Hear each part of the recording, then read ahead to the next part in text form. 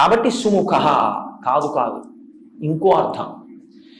ఒక్క వినాయకుడికి ఒక గమ్మత్తైనటువంటి అనుబంధం ఒకటి ఉంది లోకంలో. అందుకే వినాయకుడి మీద పెద్దలు ఎప్పుడైనా ప్రార్థన చేస్తే ఈ శ్లోకం చెప్తూ ఉంటారు.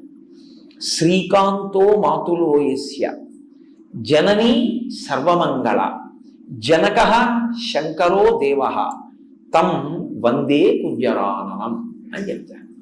ఇది చాలా గమ్మత్తైన శ్లోకం నిజంగా. ఎందుకంటే ఎప్పుడైనా నమస్కారం చేస్తే ఆయన తల్లి సంబంధం చెప్తారు, తండ్రి సంబంధం చెప్తారు.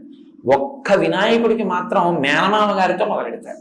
శ్రీకాంతో మాతులో యస్య, మాతులు అంటే మేనమామ, నీ మేనమామ శ్రీకాంతుడు.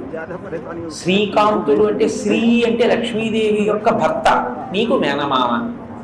కాబట్టి ఇప్పుడు వినాయకుడికి మేనమామ అంటే వినాయకుడి యొక్క తల్లి పార్వతి, పార్వతి యొక్క